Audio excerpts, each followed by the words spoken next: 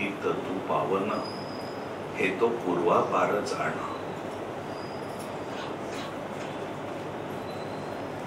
झालं नाहीये ना.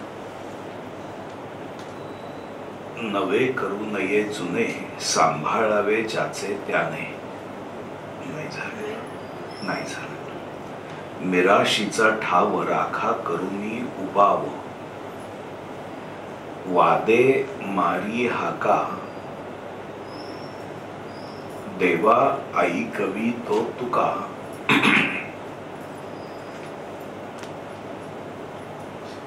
आम्ही पतित आहोत आणि तू पावन करता आहेस. ही गोष्ट पुरातन सत्य आहे, पूर्वापार सत्य आहे. आम्ही पतित तू पावन, हे तो पूर्वापार जाण. नवे करू नये जुने, नवे करू नये जुने, सांभाळावे ज्याचे त्याने. स्वामीजी म्हणतात तसं कुठं तोडावं काव्यामध्ये. हे जर लक्षात आलं नाही तर नवे करू जुने तुला काही अर्थच कळत नाही असं होतं. म्हणून मी परत वाचलं. नवे करू नये जुने, सांभाळावे ज्याचे त्याने. म्हणजे जे जुनं आहे की आम्ही पतित आहोत, हे आमचं जुनं आहे, आणि तू पतितांना पावन करणार आहेस हे तुझं जुनं आहे. हे ज्याचं त्यांनी सांभाळावं.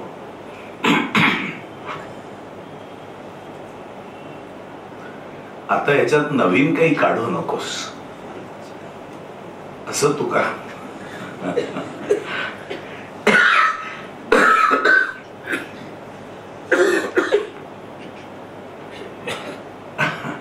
असं तुकाराम महाराज पंढरीनाथांना म्हणतात. आता याच्यात बाबा तू काही नवीन काढू नकोस.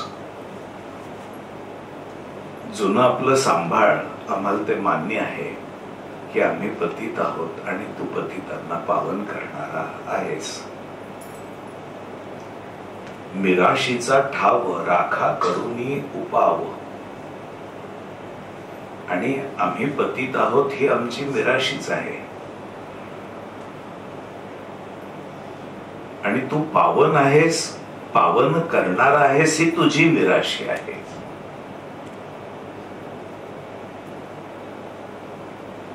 आता काहीतरी उपाय करा आणि तुम्ही तुमची मिराशी सांभाळा. म्हणजे आम्ही पतित आहोत त्यांना पावन करणारे तुम्ही आहात असं होऊ द्या. याचा अर्थ दुसरा असा की आम्ही बदलायला तयार आहोत, पण बदलणारा, कृपा करणारा तू आहेस, पावन करून घेणारा तू आहेस. हे मात्र ही तुझी मिराशी तू तशीच राख. वादे मारी हाका, हा मी शब्द देतो, हा मी वादा करतो की आम्ही बदलायला तयार आहोत. आम्ही बदलू. जर तुम्ही कृपा केली तर आम्ही बदलू. आम्ही बदलण्याचा प्रयत्न करू. वादे मारी हाका, देवा आई कवी तो तुका. तुकाराम महाराज असं म्हणतात की देवा, मी तुला शब्द देतो आणि हाका मारतो, तुझं नाम घेतो. शिवाय तुला हे एवढं ऐकवतोय की तू पतितांना पावन करणार आहेस. पावन करण्याचं तुझं प्रीत, तुझी मिराशी तू सांभाळली पाहिजेस. आम्ही पतित आहोत हे आम्हाला मान्य आहे, पूर्वापारच तसं झालेलं आहे. आता याच्यात नवीन काही करू नको. तुझं जे जुनं तुझं जे जुनं पतितांना पावन करणार असं ब्रीद आहे ते तू सांभाळ. ते तू सांभाळस की पतिताचे पावन आम्ही झालोच. आम्ही जुनं आहे ते सांभाळतोय, अजून आम्ही पावन झालेले नाहीत. अजून आम्ही पतित आहोत. पतित आहोत याचा अर्थ देहभानावर आहोत, देहभावावर आहोत. भानावर म्हणण्यापेक्षा देह मी असा भाव धरून आम्ही आहोत. त्यामुळं इंद्रिय सुख ही आम्हाला सुख वाटतात. त्याच्याकरता आम्ही जीवन जगतो. आम्ही संसारी आहोत, आम्ही संसार करतो. आम्हाला आमच्या शरीराच्या ज्या काही गरजा आहेत त्या माहीत आहेत आणि तुझ्याकडे येण्यासाठी काय आडवं येतं तेही आम्हाला कळलेलं आहे. तुझ्याकडे जर यायचं असेल तर गरजेपुरते विकार राहावेत आणि गरजेच्या बाहेर विकार जाऊ नयेत हे आम्हाला कळलेलं आहे. देह आहे तोपर्यंत विकार असणार, पण ते वेळेवरी निर्माण झाले आणि वेळेवरी संपले तर मुद्दा नाहीये. पण आम्ही विकाराचं चिंतन करणारे आहोत, आम्ही विषयाचे चिंतन करणारे आहोत. त्यामुळं आम्ही पतित होतो. त्यामुळं तुझ्याकडे येण्याचा मार्ग अडवला जातो, आमच्याच कडून अडवला जातो.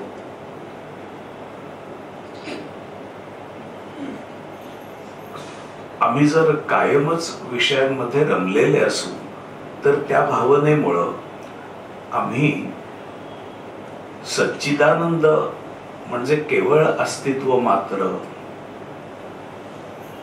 अस्तित्व मात्र केवळ पण अस्तित्वाची जाणीवही आहे असा अस्तित्व मात्र, नाहीतर हे अस्तित्व मात्र आहे भांड. पण आपण आहोत याची त्याला जाणीव नाहीये.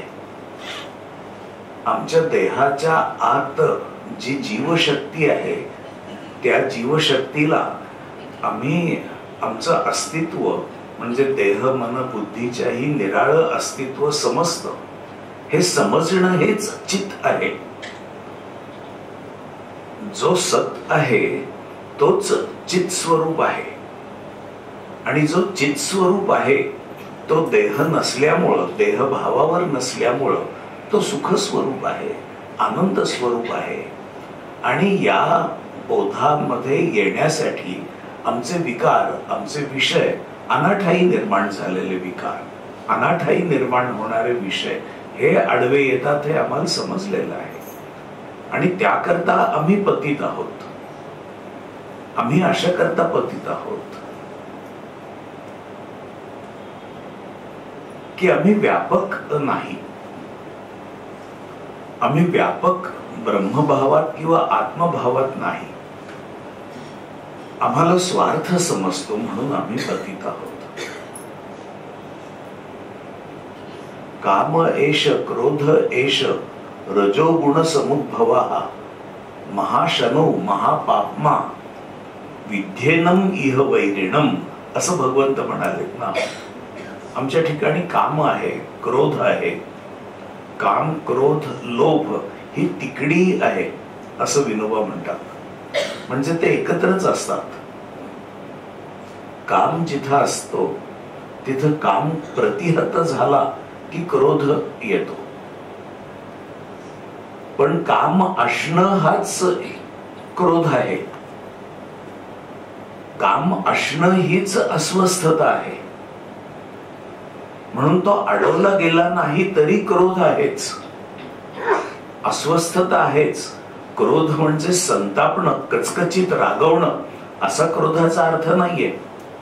क्रोध धातू हा अस्वस्थता दर्शक अर्थ दाखवतो. त्यामुळं काम आहे तेव्हा क्रोध हा आहेच. आणि काम आणि क्रोध आहे तिथं लोभ हा आहेच. कामामध्येच क्रोध आणि लोभ येतात. आणि तसं असल्यामुळं स्वार्थाकरता आम्ही कामाचा उपभोग घेतो. क्रोध आणि लोभ आमच्या ठिकाणी आहेत. आम्हाला स्वार्थ बुद्धी आहे म्हणून आम्ही पतित आहोत.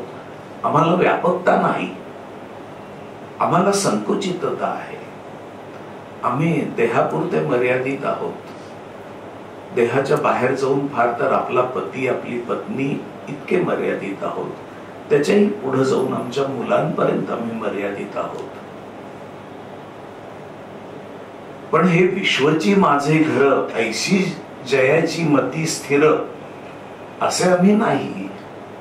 आणि तू तर विश्वात्मक भाव राखून आहेस. तू सर्वांवर कृपा करणार आहेस. तू पतितांना पावन करून घेणार आहेस. आम्ही या कारणाकरता पतित आहोत. काम क्रोध लोभ यामुळे आम्ही जसे पतित आहोत, तसं मत्सर दंभ आणि अहंकार यामुळेही आम्ही पतित आहोत.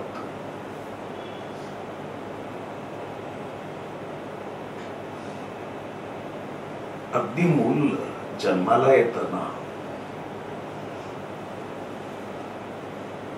म्हणजे आपलं आपण जगू शकत नाही असं इन्फंट, अर्भक.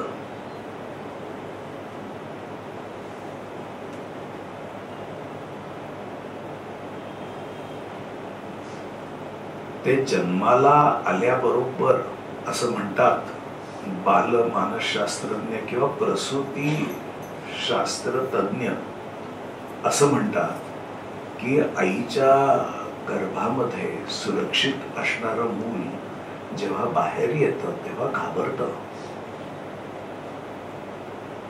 ते डॉक्टरांचे जे ग्लोव्ज असतात ते त्याला दिसतात, ते घाबरतं. त्या आईला पाहूनही घाबरतं, कारण तशी आई त्यांनी पाहिलेली नसते.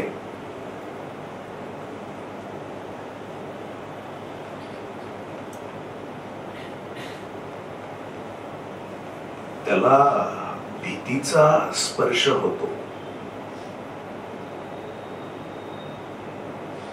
म्हणजे काम, भय आणि क्रोध या गोष्टी तेव्हा त्याच्या ठिकाणी जाग्या होतात, म्हणजे त्याच्या मेंदूत ऍक्टिव्हेट होतात. भगवद्गीतेमध्ये वीत राग भय क्रोधा असे शब्द आहेत. जो ज्ञान प्राप्त करतो त्याचा अनुराग म्हणजे विषयावरचं प्रेम ज्याचं जातं, भय जातं, तो घाबरतो. तिथं पहिला त्याला भयाचा स्पर्श होतो. आणि हा भयाचा स्पर्श आयुष्यभर कायम राहतो. प्रत्येक बदलाच्या वेळेला तो काळजी करतो, त्याला भय वाटतं. म्हणजे लहान मुलाला आपल्या घरात आनंदाने बागडणाऱ्या त्याला शाळेत पाठवायची वेळ आली की ते घाबरतं, ते रडतं, त्याची जायची इच्छा नसते. त्या शाळेतून मोठ्या शाळेत जातानाही त्याला किंचित चिंता वाटते. आणि मग तिथून सगळे जुने मित्र सुटतात आणि नवीन ऍडमिशन्स कुठल्या तरी कॉलेजमध्ये अनोळखी मुलांबरोबर राहायचं, तर त्याला चिंता वाटते, भय वाटतं. नोकरीच्या पहिल्या दिवशी तो भयभीत असतो. भय हे आयुष्याच्या प्रत्येक टप्प्यावर जाणवणारं आहे. बदली झाली तर घाबरतात, कारण आपलं त्या गावात कसं होणार, आपल्याला जागा कुठं मिळणार. भये व्यापिले सर्व ब्रह्मांड आहे असं समर्थांनी म्हटलेलं आहे.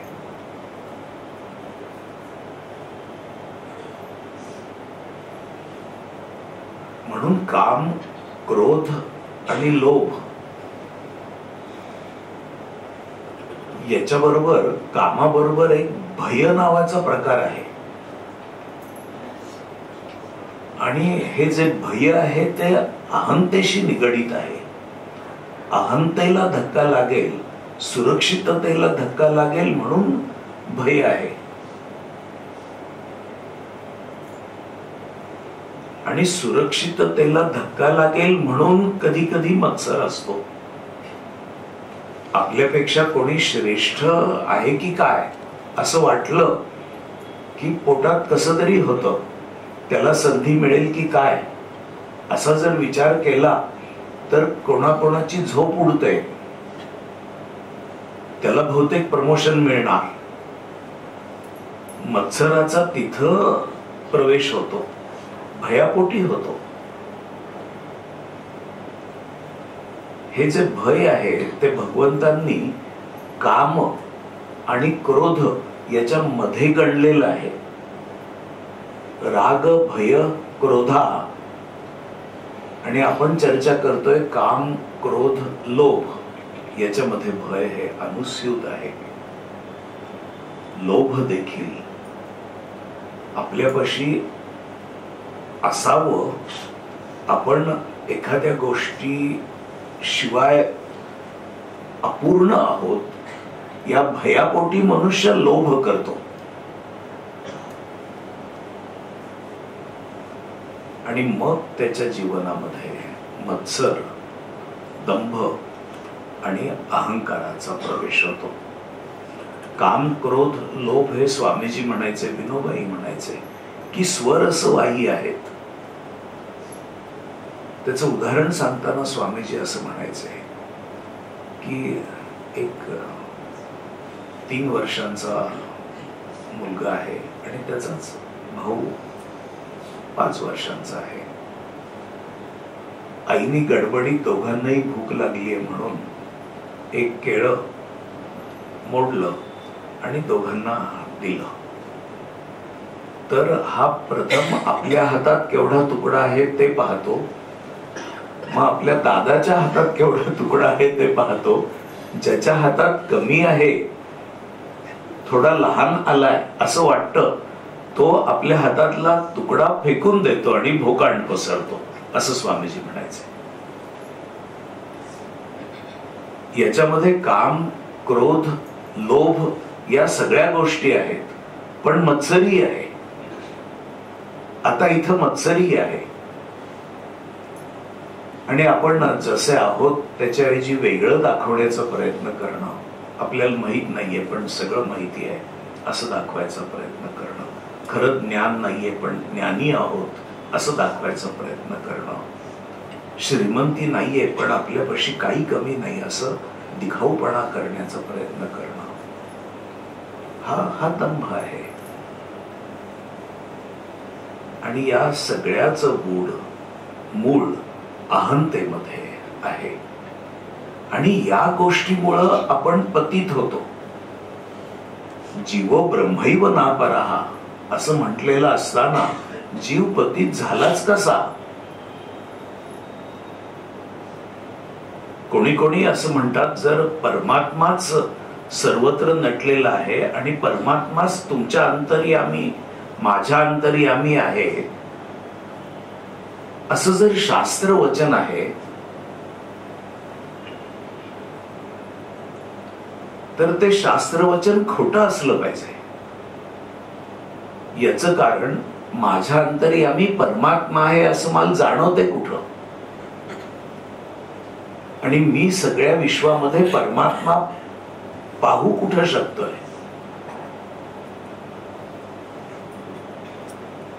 हे शास्त्रवचन केवळ सांगण्यासाठी असावं हे खरं नाहीये, असाही एक तर्क मांडला जातो.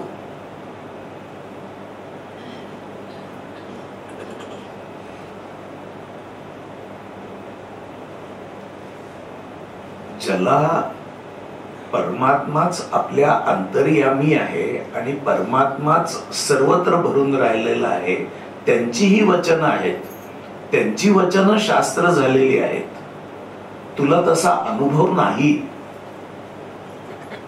याचा अर्थ तू आत्ता या क्षणाला तसा नाहीस, पण तू तसा अनुभव घेऊ शकतोस. तू शास्त्र खोटं म्हणू नकोस, तू संतांना खोटं म्हणू नकोस, असं त्याचं उत्तर आहे. तू तसा प्रयत्न कर, तू तसा होशील.